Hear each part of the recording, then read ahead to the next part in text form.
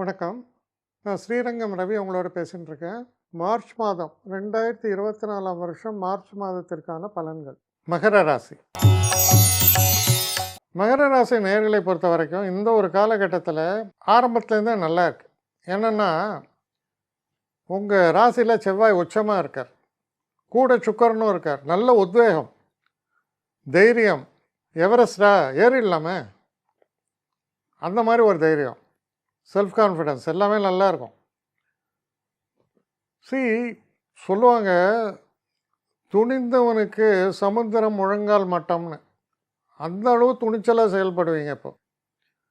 அப்போது உங்கள் விதியையே நீங்கள் வெல்லக்கூடிய, மாற்றக்கூடிய ஒரு வேகமும் தன்மையும் உங்களுக்கு இப்பொழுது கை கொடுக்கும். இதுவரை நாள் வரையில் இருந்திருக்கலாம், இங்கே செட்பேக்கு அங்கே செட்பேக்கு எல்லாம், அவ்வளோத்தையும் உடச்சின்னு வெளியில் வரக்கிறதுக்கான ஒரு வேகமும் அதற்கான ஒரு தகுந்த சூழல்களும் உங்களுக்கு ஹெல்ப்ஃபுல்லாக இருக்குது. இப்போது சிறப்பான ஒரு காலகட்டம். குறிப்பாக சொல்லுவோம் கம்யூனிகேஷன் ஸ்கில்னு. நம்ம எண்ணங்களை வெளிப்படுத்தக்கூடிய ஒரு தன்மை அது. அப்போ தானே உங்களை பற்றி மற்றவர்களுக்கு தெரியும். நான் பாட்டுக்கு அமைதியாக உட்காந்தேன்னா உங்களை பற்றி என்னன்னு நான் நினைக்க முடியும். ஆனால் உங்களுடைய பேச்சுவன்மை, செயல்திறன், இதுதான் நீங்கள் யாருங்கிறத வெளி உலகத்தை காமிக்க முடியும். அப்படி காட்டக்கூடிய ஒரு காலம்தான் இது.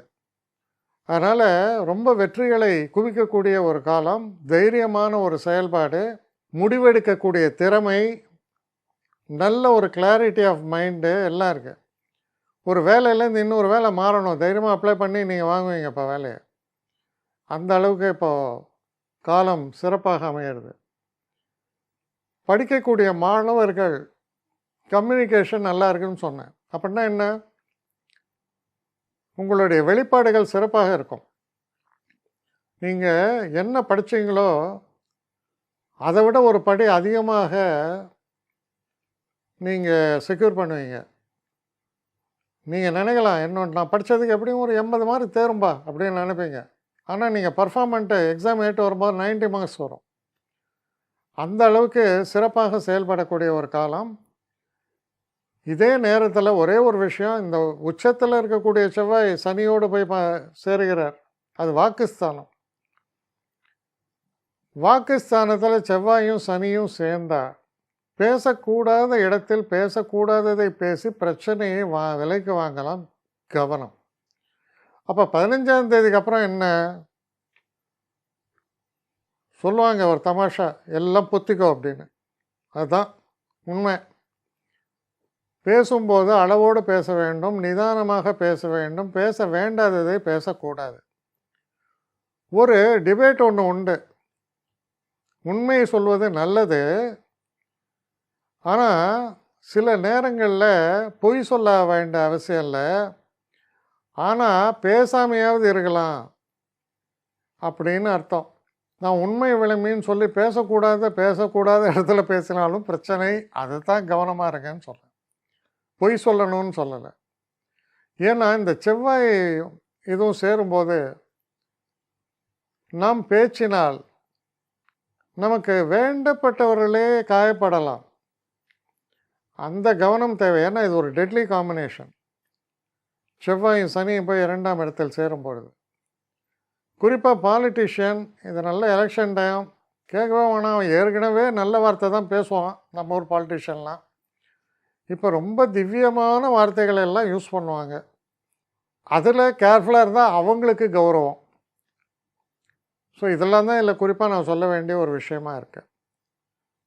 மாணவர்களை பொறுத்தவரையில் எந்த தவறும் இல்லை. நன்றாகவே பர்ஃபார்ம் பண்ணுவீங்க, நன்றாகவே செயல்படுவீர்கள். வெற்றி வாய்ப்புகளை நிச்சயமாக அடையக்கூடிய ஒரு காலம். நிறைய பேர் என்னை எப்படி காண்டாக்ட் பண்ணுறதுன்னு கேட்குறாங்க. ஸ்ரீரங்கம் ரவி 1ன்னா ONE போடக்கூடாது, ஸ்ரீரங்கம் ரவி 1ஆம் நம்பர். ஸ்ரீரங்கம் ரவி 1@gmail.com. இந்த அட்ரஸ்க்கு எனக்கு என்ன மெயில் அனுப்பணுமோ உங்களுடைய குவரிஸ் அனுப்புங்க. ஆனால் இதில் முக்கியமான ஒரு விஷயம் என்னென்னா, இந்த குவரிஸ் ஒன்லி ஃபார் அப்பாயின்மெண்ட்ஸுக்கான கட்டணமும் உண்டு. உங்களுடைய பிரச்சனைகளில் நான் கவனமாக பார்த்து உங்களுக்கு நான் இது பண்ணுறேன், பேசுகிறேன் உங்களோட. ஆனால் எல்லாமே இந்த டெலிஃபோன் மூலமான ஒரு டிஸ்கஷன்ஸாக தான் இருக்கும். ஆனால் இதில் முக்கியமான ஒரு விஷயம், அவசியம் உள்ளவர்கள் மட்டும் இதை உபயோகப்படுத்திங்க. வணக்கம்.